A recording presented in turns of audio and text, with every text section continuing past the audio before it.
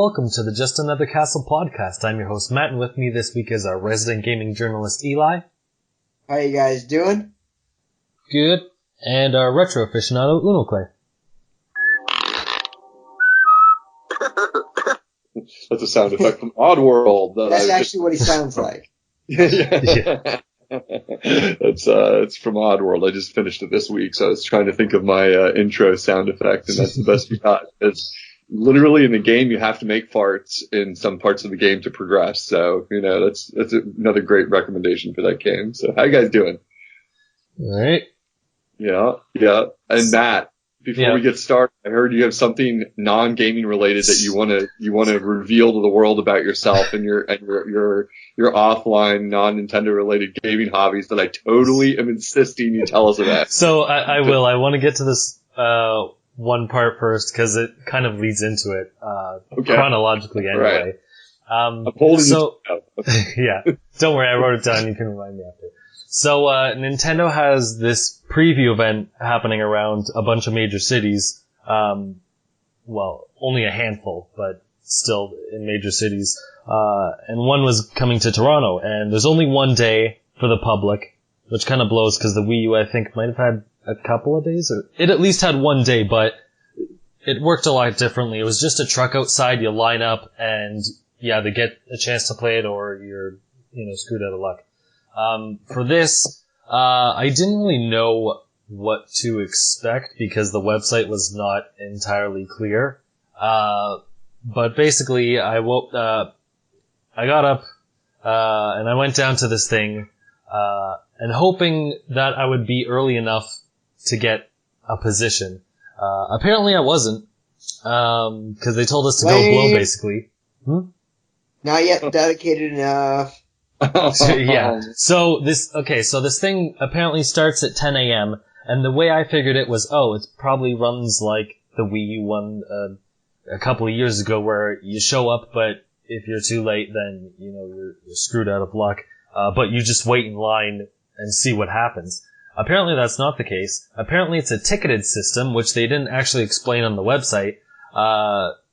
So how the website says is, don't arrive earlier than 7 a.m., as they won't allow lines to form until 7 a.m., and then the wristbands will be handed out for specific sessions beginning at 8 a.m. So I figured, the people line up at 7 a.m., they get to go in at 8 a.m. because they're the early birds, and then everyone else is just, fight for your life, get in there and, hope whatever, because it's a public event. I figured you go in and just wait. But apparently not. My goal was to get there, just shortly after 9. But then the walk there was a lot longer than I figured, and we kind of got lost at one point, and by the time we got there, it was 9:30, so it was way too late. But, yeah, we got there and they're like, it's all sold out. And there was even this one teenager who, got really pissed off and said F you Nintendo, and started screaming, and I'm like, calm down, kid. Yeah. he at least looked like a teenager. Who knows? He could have been a young adult. I'm just I paid to come here, or I paid my own money to get here, and I commuted, and I got up early, or at least early for normal people, because I'm a schlub. And I'm I'm in solidarity with anti-early. I'm in solidarity with you on the anti-early thing. I had to get up and get down to GameStop to reserve my Switch at I don't know 9, and I was like, what the F? This is ridiculous. Yeah. But so me and my buddy that were there were like, okay, well, we got a couple hours to kill because I was gonna go to some event later, and I had to meet up between 12:30 and 1, so I'm like, I'm not paying money to go back home, and then waiting and then going back there again anyway. That's just, I'm here now, I might as well make some use of it. So we kind of walked around and talked and shot the breeze and whatnot, but we ended up going to an EB Games later, because I'm like, let's go to something gaming related at least. Maybe we'll talk to some people or whatnot, we'll look at some games. And we did see some other people with whatchamacallit, not stickers, butt or pins or whatever, because we got a pity pin. You can't come in, but here's a pin for you. And we saw a couple of those people at EB Games. And I talked to them and I'm like, oh, so, how does this all work? Did you get in? Blah, blah, blah. Lucky bastard already got an invite for the previous day and still went the next day. Jerk. But apparently I'm like, oh, what time to show up? When's your appointment? Blah, blah, blah. He's like, yeah, we were there about 8 o'clock and our appointment's like for 3:30. I'm like, holy shoot. Like, I'm assuming this goes to like 5 or 6 o'clock. And even if we got there 9, we probably still wouldn't have gotten in. If we did, it would have been like the end of the day maybe. So yeah. I'm guessing it was ticketed because they want, the people who were there to go through all the demos, I imagine. Rather than just go and play one game. But, yeah, he also told me, so the lineup was supposed to start at 7 a.m., but as far as he's concerned, they started the lineup earlier because there were just so many people. So he figures people were there at like 5 in the morning, and that they like started this lineup earlier than 7 just because of the influx of people. He assumed there's like 500 people there. I'm like, geez. It's funny. It's like having been someone who's fairly successful at that. The thing I always notice about when I've been to gaming events like this is that you can tell they haven't done it enough, because what they should do is just have a lotto system. Like, because otherwise, if you say the line starts at 7, everybody comes at 6 or 5 earlier. And it doesn't make any sense. There's no way around that. So what concerts, before Ticketmaster became like fully online the way it basically is now, they used to do the lotto system that it was just like, you line up at 7, but it doesn't matter what number you are. Just like, I think some gaming launches have included bracelet randomization like that. It's like, okay, you don't have to camp here for 4 days. It's like literally crazy that you would do that. So just come, get a bracelet, and then we'll let you know who gets to go first. Big TV shows do that. If you want to be on standby for big television shows, it's the same way. They, I don't know. For things like this, maybe they should, Nintendo should take a little bit of firmer hold and just demand that, tell stores how to do it. Be like, you should do it that way. Then it's like fair for everybody. It's none of this nonsense of like 5 a.m. campouts or whatever. I don't know. Who knows? Maybe kind of mixed, because like there is a lineup, but when you get a wristband or whatever, they tell you like when your appointment is, so you're not like waiting there for 6 hours. Yeah. So they sort of incorporated it, but you still also have to line up to be there early. But the thing the thing that bugged me was that the website didn't say, like it says open to the public, so I figured, like I said, you just show up and hope for the best. But it doesn't say anywhere that it's like a ticketed system. It sort of implies it. It's just like wristbands will be handed out for sessions. Come early. It's like, okay. But it doesn't say that there's a limit to how many people they're letting in. Yeah. So, maybe if they said like limit to 500 people or something, it's like, okay, I have an idea of, what time I should show up. Or the reason they clearly don't do that is because if they say it, guess what? It causes pandemonium, that it's like instantly like, there's a limit, there's 400, so you're gonna potentially have it get worse than it would have been otherwise. But it's a trick. Even if they didn't put a number on it and said like limited to, a certain amount, like just, I don't know, a limited amount of space or something. Like at least there's, they're telling you, okay, look, not everyone's gonna get in. You can't just sit out there. We're going to cut you off at some point. So I agree with your general premise there. There is like the two sides of the coin on it. It's so complicated because I think they feel like they're screwed either way, kind of, that they're going to get, people are going to be mad they can't get in, or people are going to be mad that it's a limited event.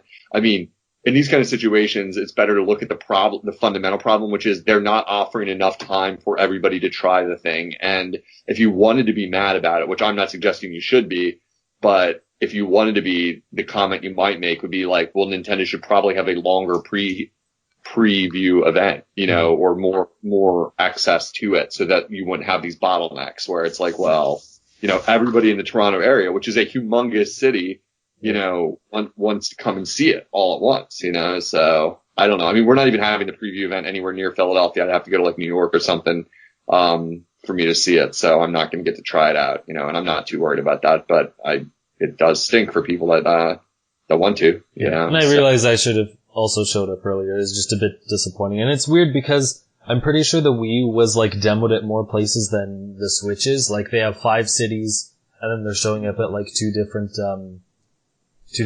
cons, PAX East. It might have done PAX West and then South by Southwest. Yeah, so. I played the Wii U in September in Denver, and Switch isn't coming to Denver. It's not coming to Detroit, which are the 2 closest cities to me. Yeah. I don't even know if it's coming to Chicago, which is like it is. It's far. It's 4. I mean, it's 4. Okay, so that's 4 hours for me. That's the nearest one, and I'm not going to drive 4 hours for the chance to What? You're Switch. Not that big of a fan? Busted. Triforce Johnson, you are not, my friend. No, I wouldn't do that either, man. Like, but I have a different perspective. I don't really want to try it. I mean, we're buying it. Eli and me are buying it anyway. I think should be stated for the record. Yeah, you guys don't have to worry about it. I'm the one not spending the money yet. Yeah, you're on the. I just wanted the taste. Yeah, you're on the fence. Like, I mean, like in seriousness, you're the target audience for a preview event. You're not sure. It's a lot of money, and you're like, I want to try it and see what I think. You're the target audience. Like me and Eli, this is an interesting demographic here, and Mike, whenever he chooses to show up, we're like, buying it no matter what. And there's some people that are like, yeah, you're part of the problem for Nintendo. Like, you're actually part of the problem because you don't care. We're legitimizing their bad decisions. Yeah. Right. Like, and Matt, you're actually in the weird position of being like, the people that it's fair to guess. I mean, this is guessing and anecdotal, but it's fair to almost speculate that the people who actually were ahead of you in line were more people like me and Eli. Yeah. Because they're like fanboy hardcore, got up at 4 a.m. Whereas you were like, maybe, you more represent the average consumer almost in this situation. And you're like, well, maybe I want to see what it's like and see how it does. And then I'll maybe grab this thing, which is a shame. It's weird because obviously the Wii U truck was a lot smaller than renting at a convention center, but at the same time, having a truck like out in the middle of, I don't know what the section is called because I don't go there down enough, but basically this one major area of Toronto with like movie theaters and all this other crap that goes on there, like it was right in the middle of it, so like anyone walking by would see it, whereas, this convention center, like you have to know that it's going on. Right. To even like it's hidden from the public, so it's really weird how this is set up. I think. I mean, it's good that it's at conventions, but that's weird. We had the trucks come around for Mario Maker. They had like the promotional trucks. Like I even saw them around here, like on the highway and stuff. Like when Mario Maker came out, they were driving to like malls and events, and like setting up like a truck where you could like play Mario Maker on a Wii U and stuff like that. Which was like, as a Nintendo head, you're like, what is going on? Nintendo is actually having like a real marketing push in the real world. Like this is cray, but it was neat. So I'm thinking my guess would be this Switch launch is they're cobbling together as much as they can in a short amount of time because they didn't want to show it. They clearly didn't have a lot of games ready for it. So they're, on the back end, they're keeping it hidden from the public, but they're scrambling to get this ready. They're like, holy crap, we said it coming in March. We don't want to miss it. We're not totally ready with a like 100% blitzkrieg like marketing campaign. Yeah. So having it come to like 5 cities, 10 cities, whatever it is like pretty much what we're going to do here because it's not like the company doesn't know how to do bigger stuff like that. When they launched the NES and the Super Nintendo, they did huge marketing campaigns. It was a different era, but they were able to get it together then and there wasn't even the internet and like high speed communication in the way we have it now. So like I think they're, it's either logistics or money or. Yeah, that's fair because the Wii U was announced like well ahead of its time, and they had several months to prepare. I guess. Whereas this is like we're announcing it in January, so obviously we can't have it people play it before then. So it's between January and March that we have to roll this out. We got like 2 games ready for it. Like we have 2 games. I think there's also the argument to be made, and I don't remember how much I talked. Did I explain my predictions for the pre-orders last week? Because I put an article about that up. Yeah, I don't recall. Remind us. Okay, so I'll do that a little later in the show, but. I'm not convinced that Nintendo's targeting is for launch, to really catch the mass, appeal for the Switch. I mean, really their launch marketing doesn't really matter, in my opinion, because that console is going to sell out for the first 2 weeks anyway. You really only have one game anyway. What really is going to matter, I think, is their marketing throughout the first year. When Mario Kart comes out, when Splatoon 2 comes out, are they continuously keeping the hammer on the TV? We have a new console. Here's what it is. Go buy it. Here are the games that we have for it. Because really, at launch, you just have Zelda. And then most importantly is going to be the marketing, I think, for the holiday season. Because at that point, you're already going to have probably 5 or 6 really solid exclusives, maybe a few third-party games. And at that point, you're finally, the Wii U is going to have more than enough launch software, quote unquote, for the holiday season. And I think that's ultimately what's going to matter. So if they have, a mall tour in the summer where they visit all sorts of popular malls across America, demo units in GameStop stores, this and that and the other, I think that that's going to end up being far more effective, really, than any sort of city tour they could do now, just because I think the Switch would sell out regardless at launch. That's a great point. Like, put your resources where it matters would be, like, if we only have so many resources, which they only do, they clearly they're burning the candle in every direction right now to get games ready. I mean, I'm going to harp about the games every day till this year ends, games, we need games here, people, that's the main thing we need, but all this other stuff comes second. But yeah, we got so much marketing budget. We got so much time to spend planning these marketing events. Absolutely smart. Yeah, you're right, man. If they had to choose and you put it on my desk and I was the guy, I'd be like, yeah, I'd say exactly what you're saying. I'd say we go late. We go late. We let the system get out there. We get the buzz started, but we put the big money in the big tours in September, October, November, so let's hope they do that. Let's hope. Yeah, and the thing is, so the other way to look at it is they're going to get free marketing at launch regardless. Time Magazine, New York Times probably going to cover the launch. If it sells well, which it will for the first week or two, they'll cover the sales. Nintendo's stock might go up after it sells out the first week. They'll, the reviews will come out on the major sites. They'll get free publicity that way. They don't really need to spend a lot of money, on something that they're getting for free anyway. But in August, in the middle, nearing the end of drought summer season, right before holidays, that's, the TV is going to be dry, no advertisements. That's when it's really going to count. That's when you can say, all right, here are the games we have. Here's Splatoon, here's Mario Kart, here's Mario, here's Zelda. But by that time there's might be 2-3 million of them already sold. I'm being skeptical here. If the Switch does really well, it may sell 6 million by August. But if there are 2 or 3 million out there by August, you probably have a friend that owns it. You know what it is. You kind of tried it out by that point, and then really it's the pivot for the holiday season.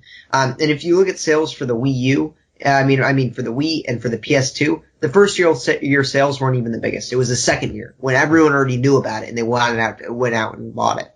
That really was the big selling year.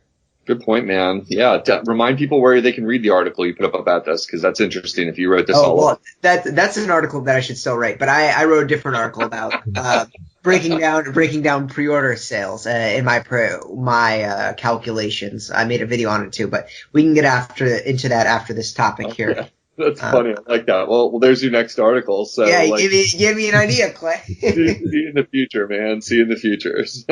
Neat. That's crazy, Matt. That's actually some good hard hitting journalism we just did there, in my opinion, because you actually went to a Nintendo sponsored event and have some real on the ground. Well, here's how it was. I didn't even get to play the thing, for better or for worse.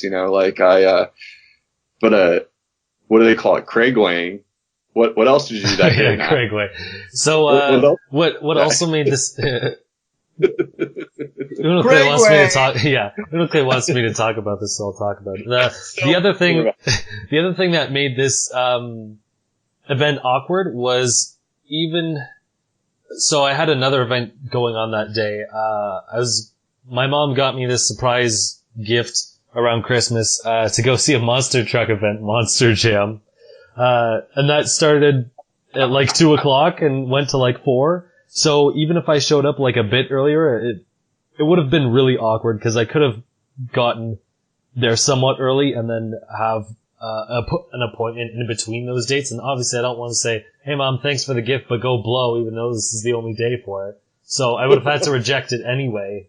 So it's kind of, I guess it would have been a weird situation, but yeah, no, Monster Jam was cool. It's not really something I've like watched on TV when we had cable, but you always hear about Gravedigger in the background. That's the only like monster truck I know of, and that guy's obviously amazing after seeing it, and apparently he's been doing it for 35 years, which is nuts. And apparently monster trucks can do backflips, which I didn't know was a thing that could happen. So yeah, and you know, the what I learned is that Canada has monster trucks. No, we don't. That was exclusive in South. No, I think they came over, like they were doing some tour, I guess. Imported. I think they're all like Americans, yeah. What surprised me more was that I didn't know the Rogers Center, which I call the Sky Dome because screw Rogers. But the Sky Dome, I didn't realize that they actually changed it out to a bunch of things. All I've known it for was the baseball diamond. So I'm like, oh, they're having monster trucks there? Like, they rip up the grass and everything. Like, apparently they do a bunch of stuff there, but yeah, it's crazy. My nephew is like 3.5 years old, my brother's kid, but until you mentioned Gravedigger, I know nothing about monster trucks. This kid, 3 years old, he knows how to say like maybe 9 or 10 words, but like 4 of them would be son of a digger. And I didn't know why he says that. My brother's like, oh, it's a monster truck that he has. It's a toy. And he's like, son of a digger, son of a digger, son of a digger. It's all he ever said. And like walks around saying it. And it's like, so I'm going to be totally psyched to tell my 3-year-old nephew that he should listen to our podcast because, you know, we talk about son of a digger for like 8 seconds. Like in Gravedigger, apparently his father truck or whatever. I assumed that, but then they show the names of the drivers and there were 2 different last names. So I don't even know if that's the case. I didn't bother to research. I could be wrong, but I think it's supposed to be like the truck's son, not the driver. Like, remember, we're in a nerdy video game podcast here, so this makes sense to somebody. But it's like, the truck is related to the other truck. I only know this stuff because my brother vaguely said some stuff about it trying to explain to me why son of a digger is the sweetest thing of all time, according to my nephew. You know, he's like, son of a digger, son of a digger. He's got the one with the blue wheels, and he would show me, and I'd be like, neat, he's got blue wheels. It's sick, dude. Yeah. Well, neat, dude. That's great. What, did you get any mud splattered on you or anything rad like that? No. Like, we were up high enough, and the first like 2 rows, or not rows, whatever, like first 2 sections of seats they like block off, but also get dirt all over your face.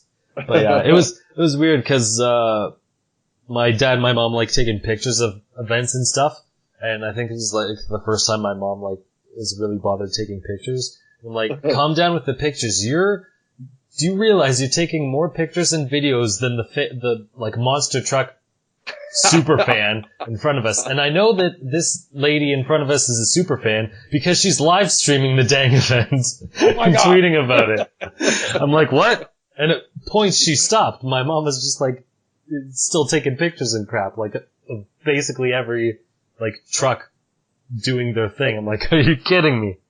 I mean, I would be normally inclined to make What did you say, Unoclay? You got cut off. I mean, I said I would be normally inclined to make fun of everybody on Earth for this, but first of all, I like you, so I won't. And second of all, we're on a Nintendo podcast. I can't make fun of you for going to a monster truck rally very well, can I? So, oh man. It's funny. It's cool. It's funny. It was weird because it gave me some perspective, like, yeah, like, there's someone who likes something that we wouldn't really think of out there, like, oh, monster trucks, like, I would think to myself, like, oh, who knows the names of these, the drivers and who cares? But then, like, you know, you look at us and we know, like, Miyamoto and, Kiji Inafune and all these other Japanese guys, like, who the heck cares about them? So, it's weird to get that, like, self-reflection, like, oh yeah, you know, someone's a fan of something, somewhere. It's weird to see. Absolutely. That's well put. That is well put. In the modern era, there's like a fan base for everything, and you gotta be careful, because it's just like, I always keep myself in check. I'm like, my hobbies are so bizarre that I'm like, yeah, it's okay. You like monster trucks? I say to my little nephew, I'm like, well, you're 3. And then I'm like, oh, and Matt likes them too. Great. Now I can't make fun of anybody. Oh man, good But stuff. yeah, Good so enough stuff. of Well, what else in Nintendo world? Like, any monster games coming out for Nintendo or anything? yeah. No. Whoa, what? Nintendo's games? They make games? Oh, okay. Yeah. I just thought they made that one old Nintendo, and then of course the Wii. You know, And then, the PlayStation, I think they made that or something. God. the Game Station. Yeah, that's what it was. Oh man, the snark. The one with The the snark is controller sitting so with the deep in- screen in it, the VMU, right? Oh, man. So can I just So yeah, let's move on to Eli. So I put together an article real quick trying to estimate the number of Wii U pre-orders that were sold. Because, they're sold out across America and online, and we don't know how many that is. So I did some quick math. Now, obviously, this math is way all over. It's not confirmed. I just went and extrapolated some numbers and came out with some more numbers based off other unverified numbers. So take it all with a grain of salt. But I will explain my reasoning as I go through this. So Nintendo said they would ship 2 million units of the Switch in the month of March. We don't know how many of those are going to be on day one, but I went ahead and looked at the Wii U sales, and the Wii U sold about 400,000 units in its first week. And after 9 weeks, after 6 weeks, it sold about 900,000 units. So based off those numbers, the fact that it was a little more than double in about 6 weeks, my guess is that in 4 weeks on sale in March, it's going to be about half of the month's allotment. So I think about 1 million are going to be there on launch day, just based off the Wii U sales. So if there's 1 million sold, or available on day one, how many of those are in the US? So I went ahead and looked, and 3DS and Wii U shipments. So about 48% of Wii U's have been shipped to North America, or specifically the US, whereas only, it was 34% of 3DS's came to the US. So it's hard to check, is the Switch shipment going to be closer to 1/2 or 1/3? We don't really know because the Switch is kind of a hybrid of the two. So I went ahead and took half that number, which is 41%, assuming that 41% of the shipment comes to the US. So if there's 1 million on launch day, 41% of that is 410,000 units. Incidentally, the Wii U sold 400,000 units in its first week. So if that number is correct, which obviously we have no idea what percent of the shipment's coming to the US, we don't know what percent of the March shipment's going to be there on day one, but if both those numbers are constant, then it's going to be about the same shipment on day one as the Wii U. But that shouldn't really be taken as a negative sign, because when the Wii U launched, its launch was actually seen as pretty positive. It was one of the top launches before the Xbox One and PS4, because 400,000 a week is a lot of units. And moreover, if there really are 1 million units at launch for the Switch and it all sells out, if you guys remember, the Xbox One actually sold 1 million units on its day one as well. So it would be about equivalent to that. What's really important is how much it continues to sell after the first week, after the first month. That's really what's going to determine the sales and the success of the system. But that's kind of my calculation based off of the numbers that we've had before for other systems and for other Nintendo systems. Yeah, no, I think you did your math well. I remember watching the video and I'm like, yeah, this seems to check out pretty good. Yeah, I can't comment on the math because, you definitely, you went through it very fast, and, I don't think anyone wants to sit here and try and, crunch numbers. Trust in your math. That's what I teased out of it as you were talking. I'm thinking, well, so in other words, the launch almost means nothing. It's going to be as long as it goes relatively well, it's good. Neat. Yeah. Then see what happens. Yeah. The only concerning thing is if you can find a Switch pretty easily on day one, then I think that's a little concerning. Cause, Nintendo, it's not that they're intentionally undersupplying, but they just are, they said 2 million worldwide for the first month. They're not all going to come to America. They're not all going to be there on day one. So that's the only thing, my only concern. If the Switch isn't sold out on day one, then I think that there's not a lot of demand for that thing. But I would be very surprised if it weren't sold out on day one. The Wii U sold out for 2 weeks, and then it was anywhere and everywhere. But right. Even if, and I would want to place the counterpoint there. even if it didn't sell on day one, there's a really obvious problem, something I may have mentioned before, a lack of games. Like, I would be hesitant to read too much into anything really either way right away, because launching a system with so few games and a game that you can ostensibly buy on another system, their former system, it doesn't tell you a lot, because this thing could be a 3DS. It's like, that's my big hope. I mean, going in the next many, many months, year, you're going to hear me say that again and again. I'm like, this is the best hope I have, is that this is a 3DS scenario that not great at first. Everyone's a little worried at first for a long while. And then, once the pipeline starts to run, then, okay, everyone sees a reason to buy this thing, and it takes off, cause I was at a party this weekend, of a lot of old friends, not many of them gamers. And the one person, my one friend who's a computer programmer who is into games, he's kind of funny. He's not like hardcore gamer, but he's really passionate about technology in general. So he's the kind of person who will buy it just because he's curious about it. And he comes running up to me all excited to talk about it. He's like, Clay, what do you think of the Switch? I got to hear your opinion. And I'm like, all negative Nancy kind of, and he's like all crestfallen. That was the kind of comical interaction we had. And I kind of laid out what I was just saying. I was like, I don't know, man. Like, we're going to have to see how this goes. I think Eli, your point about, you're basically making the point, the pre-sales are the pre-sales, and the launch week is the launch week. The real story comes later. Mm-hmm. And that's kind of where I was pushing him. I was like, I don't know, man.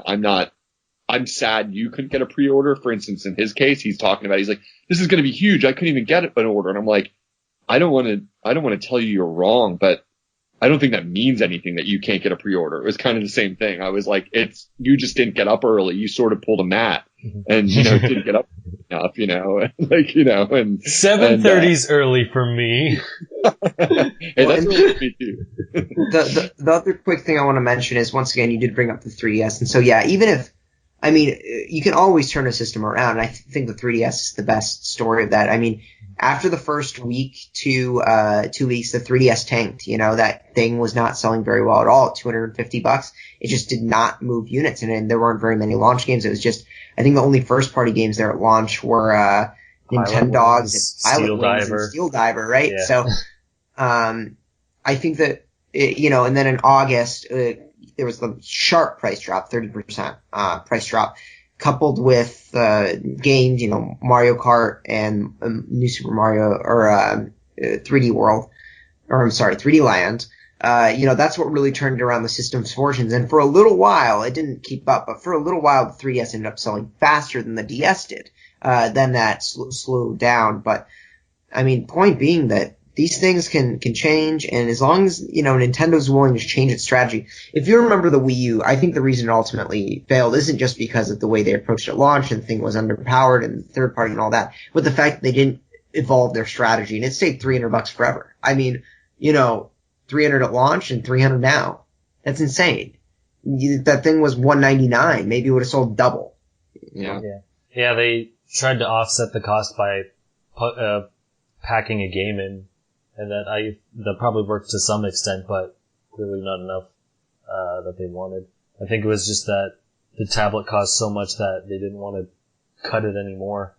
Because I don't know how long they actually lost money on selling Wii. Because I know for the first bit they actually lost money. So if they cut the price, then it's like, okay, well, now we're losing even more money, hoping that we'll sell it. I don't know.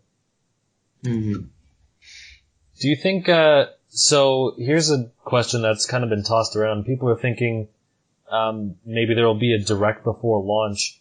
And I was thinking no, but someone brought up a good point that, we didn't really know all these Fire Emblem games were existing now. They're not all Switch games, and they technically, told us of Fire Emblem Warriors, during that event, but they announced like one or two other 3DS games. So do you think they're gonna have a direct around launch or something and be like, here, in a couple of months you will also play these games during this time? Maybe not that far out, but just oh yeah, you heard Splatoon is coming out May or whatever, and ARMS is coming out this month or whatever, but here's more games that are launching during those months. I wouldn't be surprised. Maybe if there were even like an indie direct or something like that. Definitely wouldn't surprise me, but I think they're going to try to hold out on for E3 for a lot of the big announcements. I wouldn't be surprised if they have an actual press conference this year, as opposed to just a directing.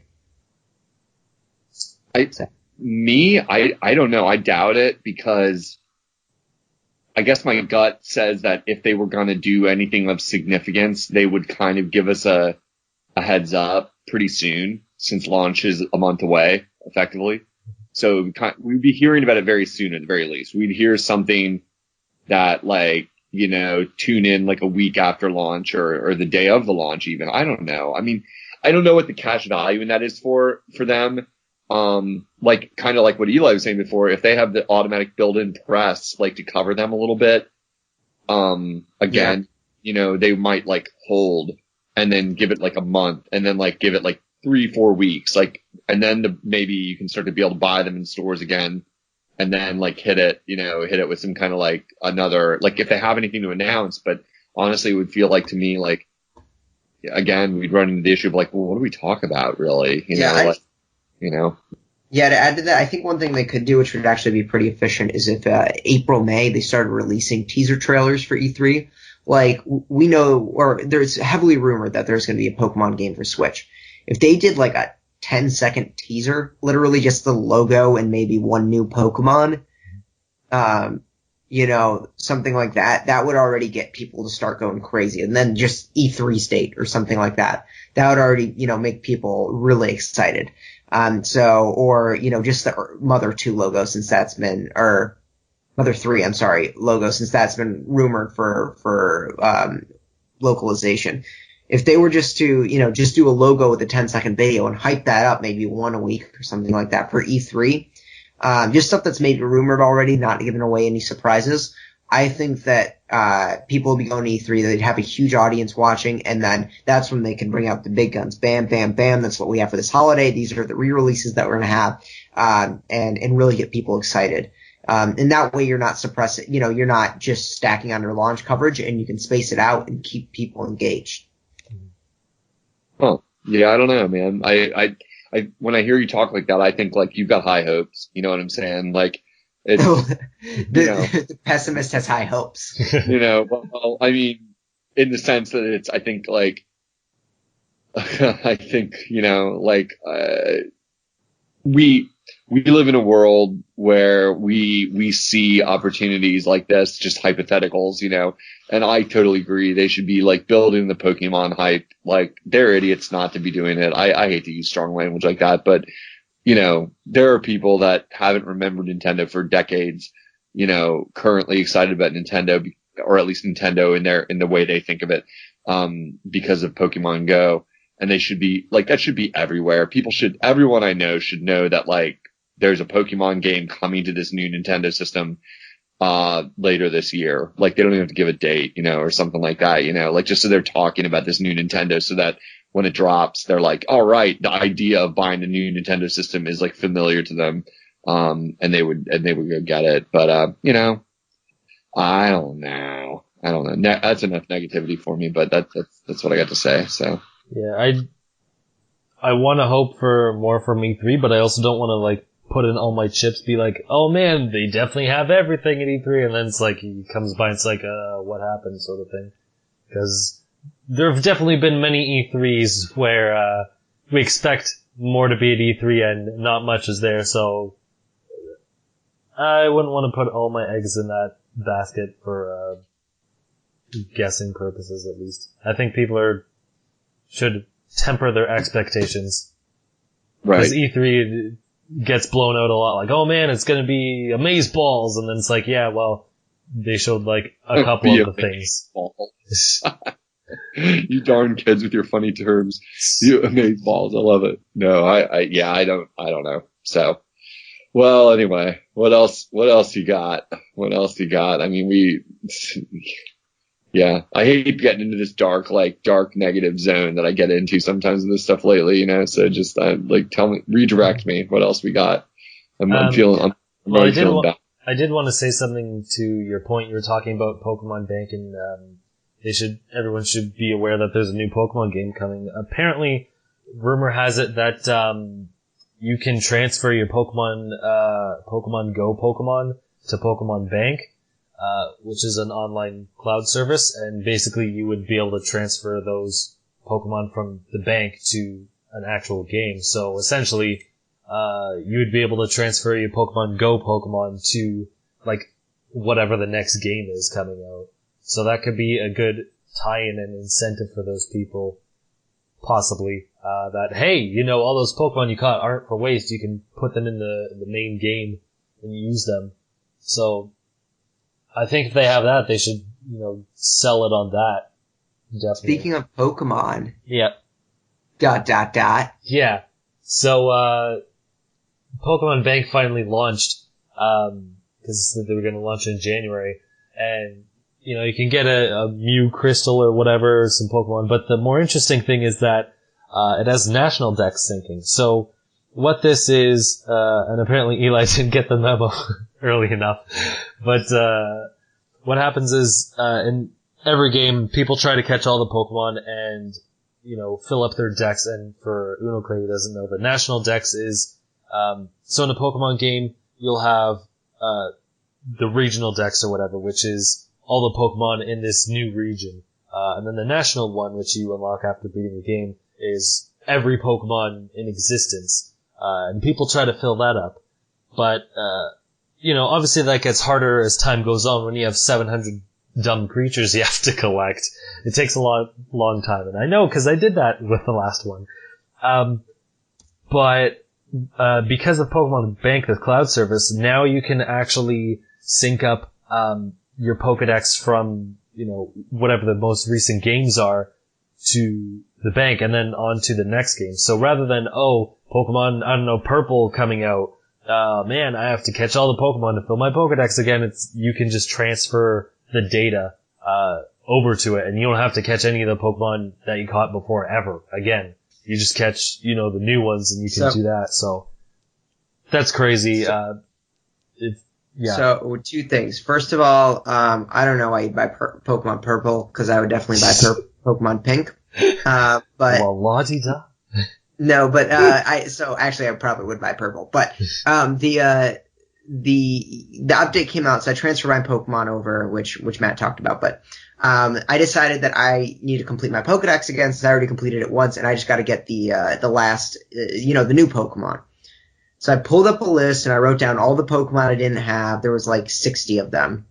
Cause I didn't catch apparently that many when I played through, the newest version. And I was like looking through it and I'm like, all right, maybe I'll get around to this summer. I'll have some time. I can go and just finish off the Pokedex. And then, I spent a night. I'm like, nah, maybe I'll do a few right now. And then I was up until like 4 a.m. catching Pokemon. And then I did that for 2 more days. And then I caught every last one of them again, except for number 720. Thanks to Matt, he gave me a code for 721, which was the Volcanion. Because apparently I didn't have it. I thought I did, but I didn't. And then I don't have 720 either, which is Hoopa, which I need to get a hold of. I'm going to look into that. But I have a bunch of legendaries, so I think I could probably trade away for that. But I have completed my Pokedex yet again, everyone. You can congratulate me. I am, in fact, a Pokemon master. Well, I was really hoping you'd say you had Hoopa, so yes, cool. You're just sitting on the edge of your seat for that one. You're disappointed in. What about Missing No? You got Missing No? Yeah, I transferred him over from the red and blue. See, I know my stuff. I'm reading like the headlines and things. Missing No appears, looks like a bunch of gibberish. I like it because it looks like a kill screen in Donkey Kong because it's like, the computer's breaking when you see him or whatever, something like that, huh? But I just read all the articles this week that it does something bad to your system if you have him. Is that correct? Something bad happens with Missing No. Yeah, well, I mean, it's not even a thing anymore, but yeah, it's dead. Okay, yeah, I'm behind the times. Great. He's dead. He was taken out back by Nintendo. Okay, right on. Gotcha. Well, neat. Congratulations. No, that sounds like a true gaming achievement. Really. I'll put it on my law school application. You never know. You never know. Your applicant reviewer might think you're fucking sick and be like, dude, this guy's seriously a monster. Like for real. He's obsessive enough to like actually try to be a lawyer. So congrats. Yeah. Neat. Good news. Good news. I don't have anything that cool to report this year in gaming. Cool. Here's a tidbit for you, Unoclay. This game called Oceanhorn is coming to the Switch. And it basically looks like a top-down Zelda, sort of like Link to the Past, but it has Wind Waker cartoony visuals, and it also has sailing in it. So you might be interested in that. Neat. What was the name again? Oceanhorn. Oceanhorn. I hadn't heard of it. Is this like a relatively close to launch type title, or is this an old game that's getting ported, or what's the deal? Is this something new? It's still in development. Let me see if I can find the release date. Yeah, I hadn't heard anything about that, but I was pretty busy this week and missed a lot of any kind of news. Apparently it came out 3 years ago, but I thought it was a Kickstarter project. It's coming to PS4 and Xbox One and Switch. Maybe it already came to them. I'm not sure. It came to I Switch? don't want to spend forever searching it up. What? It already came to Switch? No, sorry. It came to the PC, I think, a couple of years ago, and it's coming to the PS4 and Xbox One. And it's coming to the Switch at some point. Yeah, maybe. Maybe it's coming to Switch at some point. We will see. No, they did confirm it is coming. I don't know. Yeah.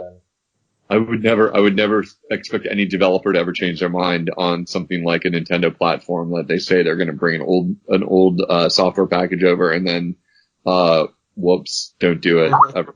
But, yeah.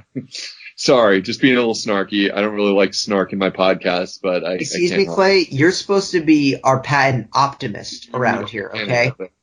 I can't help it. I'm not in a good way until I get this thing on my hands and see truly feel the HD rumble. Yeah, dude. Feel those balls in your hand. Now you're getting me interested. Let me just say, now you're talking my language here. It's HD rumble balls in my hand. What are you talking about? And then there's the one game where you're holding, the remote to your mouth and you start chomping, and this game just looks like someone made a game out of a drunk charades. Oh goody! I can't wait. I'm looking. And then you stick this one in your butthole, and what? You just made us get explicit rating. You just made us get explicit rating. I said F, and now you do. Now you guys and your balls. It's okay. It's late in the podcast. Bury it. Yeah, mommy will never know. Cool. Any other? So what else? Did anything happen this week other than us complaining about Nintendo? Like, is there any news at all this week? Nothing. Well, is there? I will tell you, I also started playing Overwatch. Oh, nice. I don't know. We skipped what we've been playing, but I wanted to point out that game real quick. So it turns out, the cool thing about Overwatch is there are all sorts of different characters, and as a shooter, I'm like okay at shooters, maybe a little below average. Once I really get into one, I can get pretty good. Like I was pretty good at Halo after I put a lot of time into it, and a few others that I've really put time into I've gotten okay at. But Overwatch is pretty cool because each character is used for a different purpose. And what I found is that the character I'm really good at using is I forgot her name, but she's a healer. So you go around and Mercy, yeah. So I'm really good with Mercy. I'm always one of the top players of every game when I use Mercy. And it's weird because you don't think about it being fun to go and just heal people. But I actually I really like using the character. I like doing things that I'm good at. And so the way I usually play is, I'm just in the midst of shit. In the midst of all the shooting, healing my own players, and since I'm not shooting at other people are less likely to target me. It's kind of weird, the situations I've been in where I have just been in the middle of everything and people just aren't shooting me for some reason. So, I can skip around, heal my players, I can stand behind a tank will go in and I'll just heal him while he's taking damage and I'll keep him alive for a lot longer. I don't know. So it's weird because I was playing with a friend and he's like, man, you're really doing a public service because a lot of people don't like to play Mercy, but, we need a Mercy. And so, what?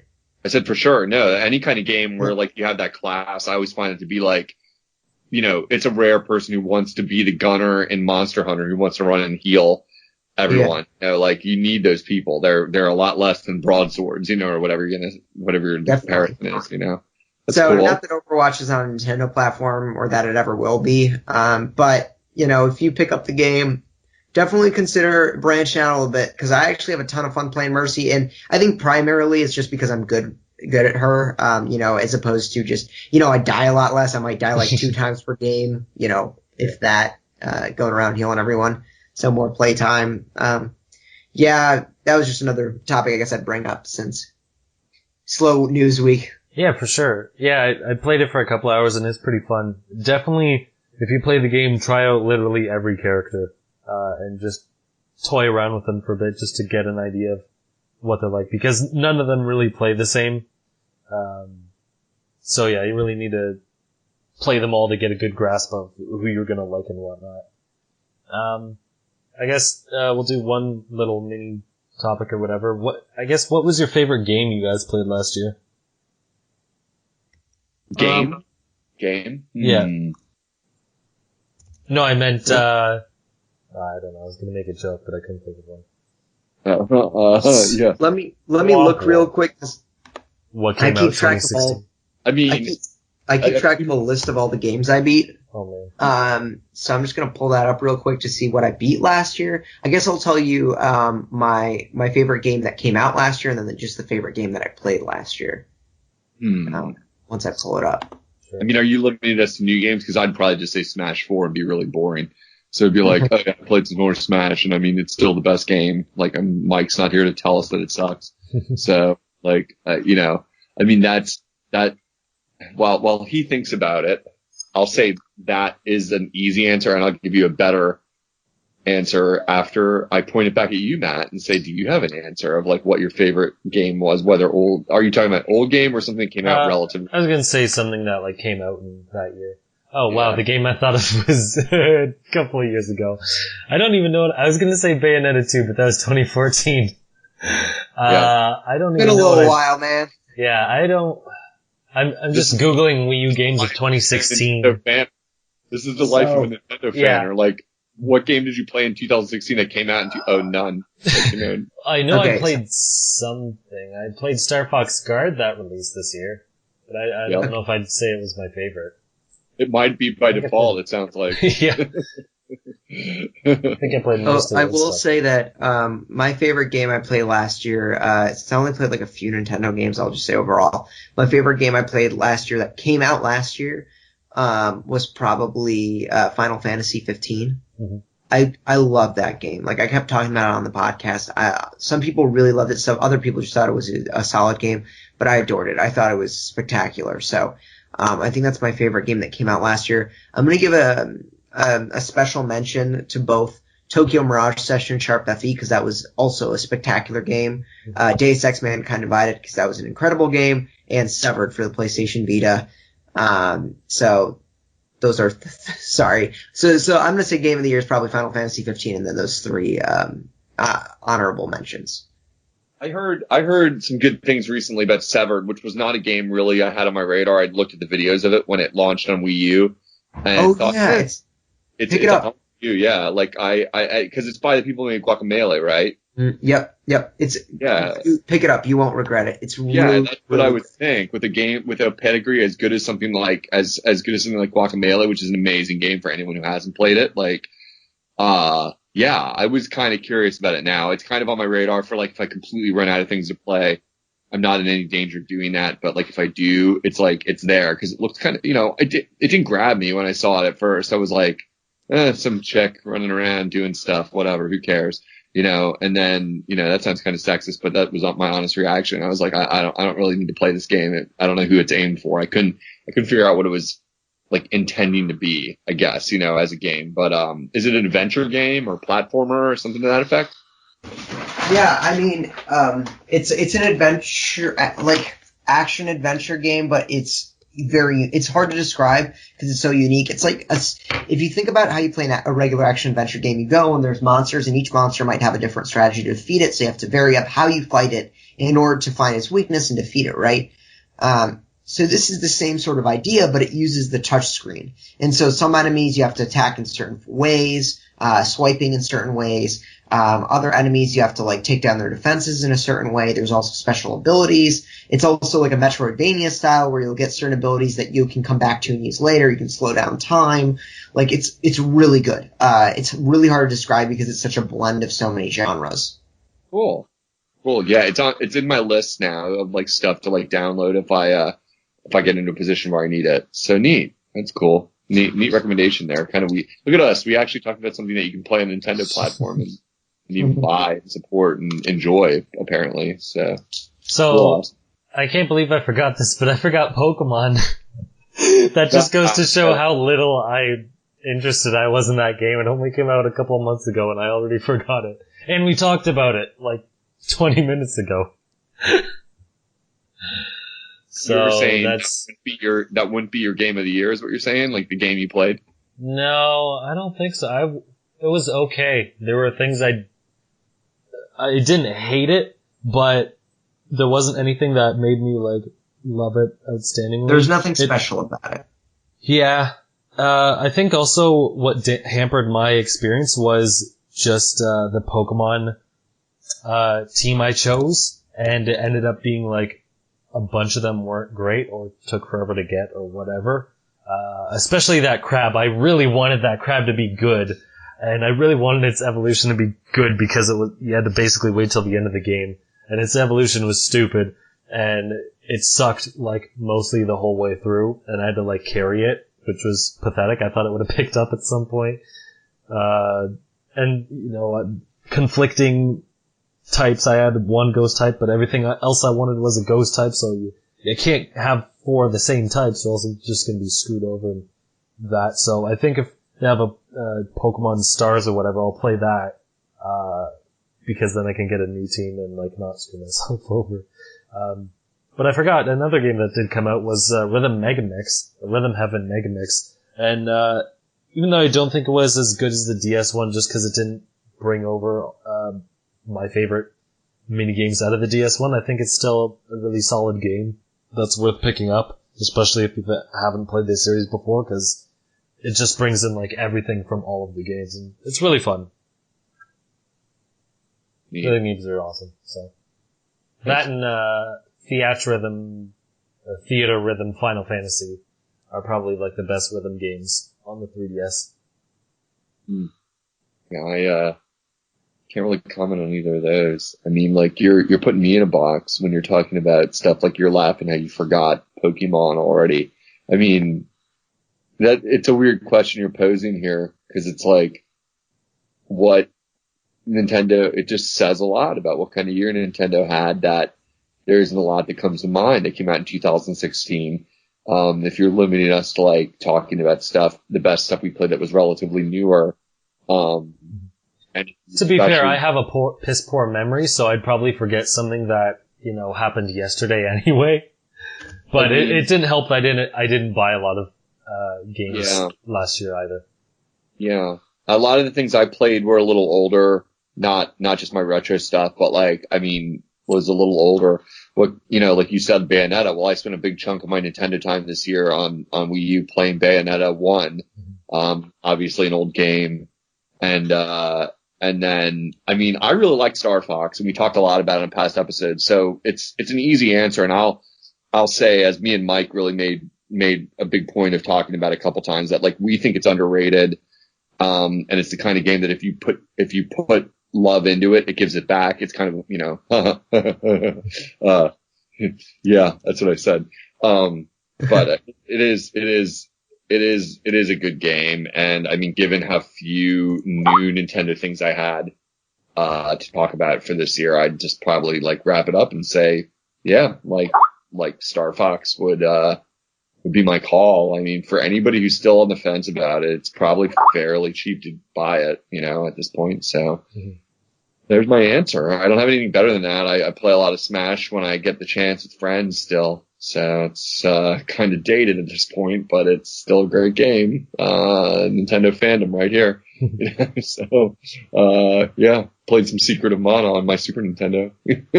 Great game. from the 90s. But, yeah. So anyhow. Anything else, Matt? Anything else, Eli? No, I think that about wraps it up. I think if I was going to choose a game of the year, it might have been Pokken Tournament, but I didn't buy it. I just really liked the demo and I wanted it, but I didn't want to spend $80 on it because it's too much, honestly, for a fighting game for me. Too much for a video game for me, and then it's a fighting game, so it doesn't really have enough content in it anyway, but, I definitely want to get it at some point. If either they lower the price or make a sequel or a Switch port or whatever, just hurry up and do your announcements because I know you're going to do something already. But yeah. So yeah, I think we'll wrap it up there for this week. You can find me at the Mango Viking on Facebook, Twitter, and YouTube. And Eli, where people can find you? So you can find me on YouTube now since I actually make videos, Nintendo Network 64.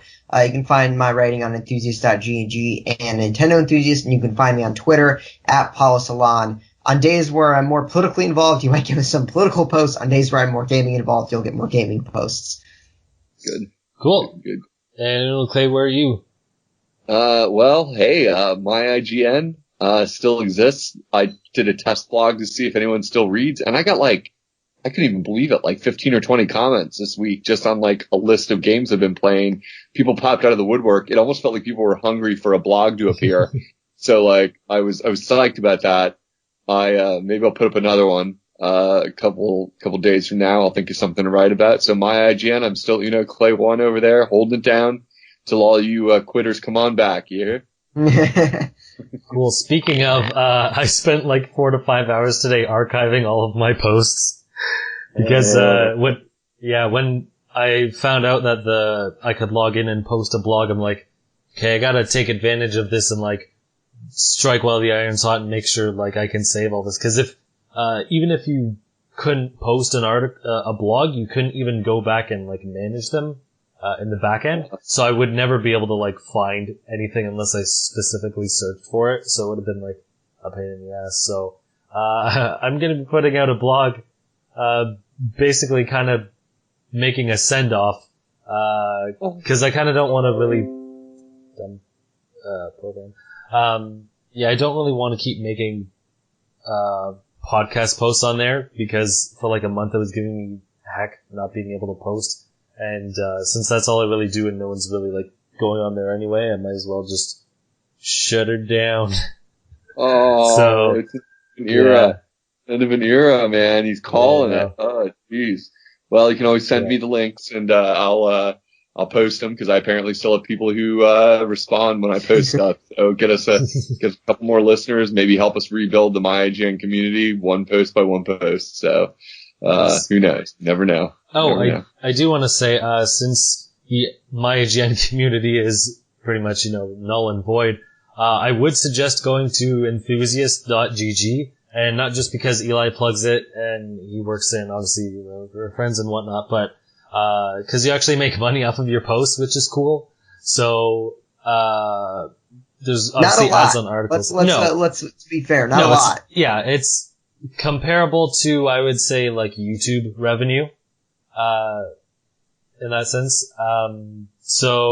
You can, there's an incentive there that most, blog sites don't have enough. It's a new website, so it's going to be growing more and more. So, and it has some community aspects to it and a message board where everyone can message. So I think it'll grow some legs and it's worth checking out. Yeah, and I also share, good articles. I shared Matt's stuff on our Facebook page, which has 23,000 likes. And as Matt saw, his article on Facebook reached 10,000 people. I think 1,000 ended up clicking and reading the article. So, if and you're most just looking for readership, but if you're just looking for readership, I'll be happy to share your stuff. Nice. I have to consider it. I've lost a little bit of my fire for blogging, but it does sound like a nice opportunity, so it's pretty cool, man. Yep. So we'll end it out there for this week. So until next time, leave luck to the heavens and leave gaming to Nintendo.